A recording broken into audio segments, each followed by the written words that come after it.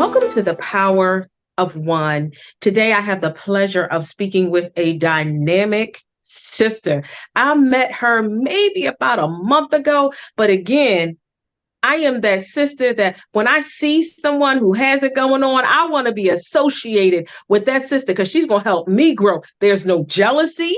I'm not backbiting. I'm not talking about her. And that's what we have to learn how to do as African American women. We uplift each other, we pray for each other, and we encourage each other. So today I'm going Yes. to speak with, oh my goodness, she's powerful. She has so many titles, I don't even know where to begin. We can say captain, we can say chief, and we can say doctor. Oh, she's powerful. So I'm going to say, welcome, my sister. How are you today? I am great. I am so excited to be here today. I know it's going to be a thought-provoking session. And so let's get ready to bring the energy. Sounds good to me. So again, I had the pleasure of meeting Captain Lloyd, and in talking to Captain Lloyd, we had such a great conversation. I saw Yes. that she was an author, but she's also a God-fearing woman. And when I went over to her table to just speak to her, we just started talking about some of the things that we go through in life and how we need to continue to pray for each other and stay prayed up. It does not mean that we're not going to face hard times. It does not mean everything will be a bed of roses. It just means that we have to pray for one another so that we can get through what we need to get through. But she is Yes. the author of this book, and I could not wait to have her on the show. Arrested by Our Minds, the officer's pathway to emotional intelligence. So please, Yes. we're going to hear how we can get this book. But Captain, tell us a little bit about yourself, a little bit about your work career, and then we'll dive into the book. Okay. A little bit about my work career. So, as indicated in the in this session, my name is Dr. Stacey Lloyd. I currently hold a PhD in philosophy. I have a master's in public administration. Currently working on a master's in mental health counseling, specifically to assist law enforcement officers dealing in crisis situations, as well as Black and Brown students and children living in inner city areas. I also serve as a college professor at Howard University, and I have been the newly appointed chief of the University of Massachusetts in Boston. As you stated, I am the author of Arrested by Our Mind, The Pathway to Emotional Intelligence.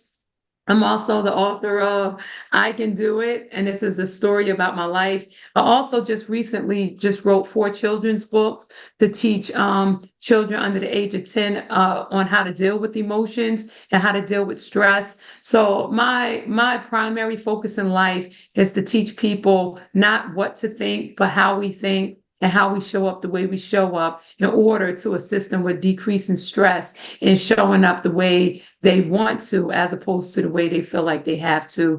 I've been a New Jersey State Trooper for 20 years. I've worked in the areas of, for New Jersey State Troopers, we start off on the road, but I also worked in victim services, school and traffic safety. I worked in, which means I was a school resource officer. I worked in professional development, promo systems, equal employment opportunity. I worked in, fiscal facilities. There's a lot of jobs in the New Jersey State Police. Recruiting by far was my most passionate job. Just having the opportunity to bridge the gap between law enforcement and the community and to basically try to recruit a more diverse workforce so that we could improve law enforcement and community engagement. So that's it on a small scale, but that's just a little bit about me. So, Dr. Lloyd, you said on a small scale, when do you sleep? And listen, I bow down to you, my sister. You said on a small scale. Oh my, amazing. Yes. All good work, and that's good. So let's talk about the book. Let's talk about this book, Arrested Yes. by Our Minds. Tell the viewers about this book and what inspired you to write this book. So I'm really passionate about neuroscience. I love neuroscience and quantum physics. About 10 years ago, I had realized that I was showing up in a way I didn't want to. Like, I'm a believer in God, and I was kind of doing things I didn't want to do while still trying to serve God. It was just things that was contrary to the word based on what I learned. And I was saying, God, why am I not doing what you asked me to do? Why am I doing, other things outside of what you have called me to do? And something dropped in my spirit to study the mind and study the brain. And it was at that point I learned that the mind and the brain was two totally different things. So I really Mm. began to delve into quantum physics and neuroscience and learning about the neurological aspect of what causes us to show up the way we show up. So when I began to delve into that and I started doing the research, I started doing a research about law enforcement maybe like 6 years ago. And during that time, in my research, I was finding out about a lot of law enforcement officers that were committing suicide. And Mm. specifically in the correctional facilities, they have the highest rate of attempted suicides and suicides in law enforcement. And I'm like, why are they committing suicide? And why aren't we doing anything about it? Another thing I had discovered was that law enforcement officers have a high rate of post-traumatic stress disorder, a lot of health issues dealing with their mind, dealing with their digestive system, a lot of irritable bowel syndrome, a lot of high stress, diabetes, high blood pressure. And I said, well, why is that happening? And I know for the most part, I always say we are not who we think we are, but we are what we think. We are a sum total of what we put in our body. So then I started studying the diet of law enforcement officers, the trauma of law enforcement officers, the desensitization of law enforcement officers. Like, why are they so desensitized when they serve it in the community for so long? Why is there a high level of stroke and again, high blood pressure and heart attacks? Again, I started studying the brain and its connection to the body. And then another thing that made me study that is my background. I grew up in a very traumatic household. So in that, I'm like, okay, in law enforcement, I'm exposed to a lot of trauma and a lot of uncertainties and poor diet. And my upbringing, there was poor diet, living in poverty and a lot of stress and a lot of trauma. So I was examining my childhood as compared to my workplace, how I was in law enforcement. And I was like, wow, they really mirror each other, right? The same stressors, the fear of dying, getting into a physical altercation, poor diet, the uncertainty about how you're being viewed. I faced that as a child, and then I began to face it as a law enforcement officer. And Mm. then I determined that, you know what? Almost everything that we deal with, it starts with how we think, how we perceive, what we believe, the actions and our habits. And I wrote this book for officers so that the community can understand that law enforcement is what we do, but a lot of the stressors that we have in our mind and our brain is the same stressors that people face when they are living in adverse conditions. But I wanted the law enforcement officer to see it. Like, this wasn't necessarily about how the police officer shows up in the community. I wanted them to see how they show up within themselves. I wanted them Mm. to be able to look at themselves introspectively and to say, it's not really about anybody but me. How am I showing up? Why do I respond the way I respond?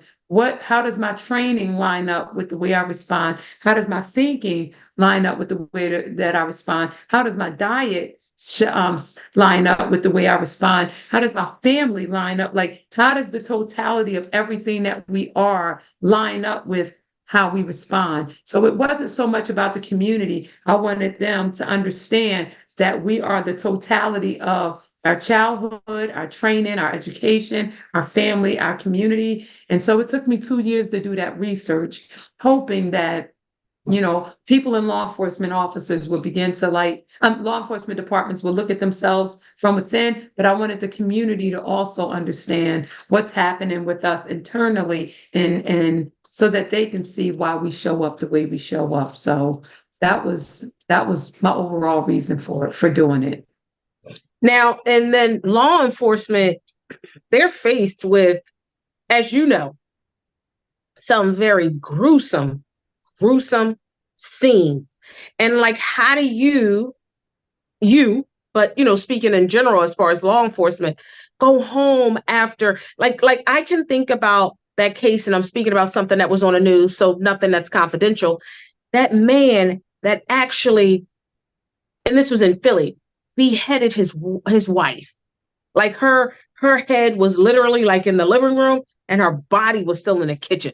You know what I mean? This stuff was on the news. And then recently in Bucks County, where this young man actually beheaded his father, and he put it on social media. So he had his dad's head on social media. But I can't even imagine what those officers go through when they go to that crime scene. So it was interesting that you said that. You said that, and I didn't cringe. I wasn't grossed out. I wasn't like, I'm like, right. And the one, like, I think about my childhood. Like, I grew up in a very volatile community. So, I witnessed people being shot and robbed. My mother went through domestics throughout my entire childhood. So I witnessed her being pounded on as a kid, and I witnessed that form of violence. I've seen people get shot. And then another thing that may cause us to be kind of desensitized or to try, we put up that wall, is the movies. So if we watch movies all day and people are getting shot and they're bleeding out, it's something that society kind of train us for. Like, it's not, we can't even connect to death sometimes. We can't connect to the gruesomeness of it all. Blood does nothing for, believe it or not, a lot of people in society, because we're kind of trained to think that's just the way it is. From the movies we see, depending on the environment that you're in. But not only that, in law enforcement departments across the country, we go through 6 months of an academy training, and it's a stress-based academy. And when we go through these stress-based academies, it's what's the worst that can happen, and we are trained for what's the worst that can happen. I remember one image that we saw when I was in the academy was there was a person whose body had went through it was a bunch of maggots all over the person's body, like, I mean, filled, like, and he appeared to be obese. So it was a big body just filled with maggots. And I remember they showed us that. And that's what we were trained for. We'll see images of someone getting shot in the head and their brain is hanging out, right? Initially, you're like, but then you're trained, hey, can't show emotions. You can't, you got this, the public doesn't want to see you show emotions. For 6 months, we're trained, hey, don't show emotions. Public doesn't want to see that. You got to be strong, right? You got to be strong for them. So after that training, after going through that and seeing these images over and over again, when you get out there, you're like, right? Because you're trained, your brain is trained that, hey, this is just a part of life.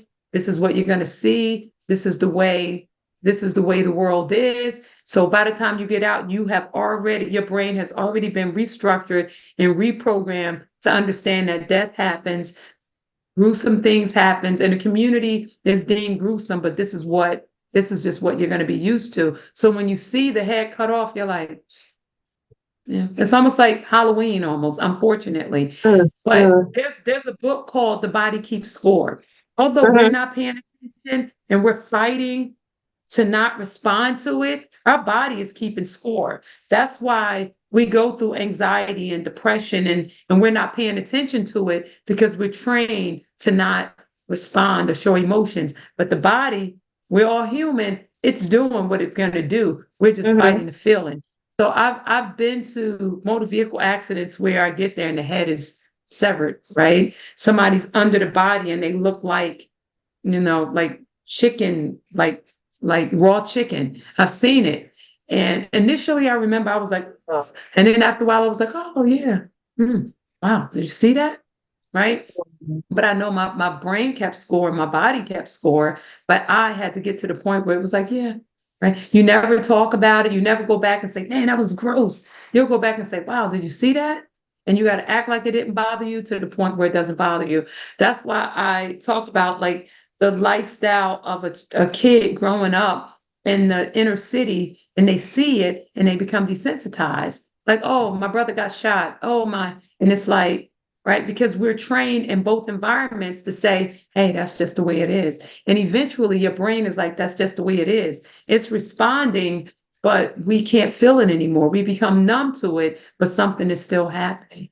So when I hear stuff like that, I'm like, yeah, it's sad because I don't like when people die. You know, if they know the father, I'm a lot better. But to die a gruesome death, I'm like, wow, God, why is this happening? But the feeling of like terror or disgust, it doesn't really, I don't, 20 years, I'm like, yeah, yeah, that did You know happen. what? You touched on something, and oh my goodness, it has nothing to do with the book, but it has to do with the book. The young people killing each other, and I could never understand that. But like you just said, coming up in a household that was very traumatic for you, and it kind of desensitized you, but just how it so it because I could never understand how someone can take a life, period, point blank. But then you got these young African American children killing other young African American children. And what you just said is like, hmm, mm, okay. And we're going to talk about the mind, and we're talking about the brain power. Is that, do you think, because they have been desensitized? Let me tell you this, as it relates to our young people in my studying of the brain, when we're all born, we know the traumatic experience that a mother's body goes through because now a baby is being is growing in her body, and there's a lot of things dying as the baby is being born. Specifically, I always talk about when sperm enters, you know, a woman's body. Her body is fighting off anything foreign. Like, what are you doing here? What are you doing here? And it's fighting. That's why we're 1 in a million. One sperm hits one egg, and we're 1 in a million, unless you have two. So it's a lot of fighting going on. But in that fighting, if the mother is not in a nurturing environment, in a loving environment, in a stable environment, in an environment where she truly desires this child, and she's eating right, and she's doing everything to make sure she has a healthy baby, one of the first areas of our body to grow is the brain. That's one of the first areas, which is connected to every organ in our body. But a baby born in this traumatic experience, underdeveloped, you know, not enough nutrition, the mother's system is going through so much stress and anxiety and fear. That baby is born with trauma in the womb. Now we already go through trauma during birth because there's a lot of things breaking down and building in order to build the human that we are. But if you're going through trauma, they go through even more trauma. So what happens when babies are born is they have an underdeveloped brain, right? They may look like a healthy baby, but their brain a lot of times is underdeveloped because of what the mother's body was going through, because she's traumatized and now she's having this baby in this traumatic environment in her body. And then after that baby is born, if that baby isn't nurtured and loved and held and kissed, and the environment isn't clear and, you know, free from noise and screaming and just all the thing and positive energy, that baby is still being underdeveloped. So now you have this kid that is starting with trauma in the womb. Now they're going through trauma in their living environment, and the subconscious part, the primitive part of their brain, which is the first part to grow, is responsible for them taking in their external environment. And now everything they're taking in is traumatic. When they're crying, nobody wants to hold them, or they're not getting the correct nutrients while they're eating, so their body isn't developing. And now they're beginning to grow. It appears that they're growing healthy, but what's really being affected more than anything is their brain. So now they have this overactive amygdala. They have an overactive amygdala, which is our organ that's responsible for our stress responses, right? Good or bad. And now it's overactive because it's operating in this traumatic system, right? So now that amygdala is also responsible for our brain development. So now this kid has an overactive amygdala that's responsible for fight or flight, but now they're always in fight. As a baby, shut up! I told you to stop crying. Da, da, da, da. Stop it! And now they don't understand. Now they're getting older. Now they have trauma in the household. Now they're going out into the environment, more trauma, and they have an overactive amygdala.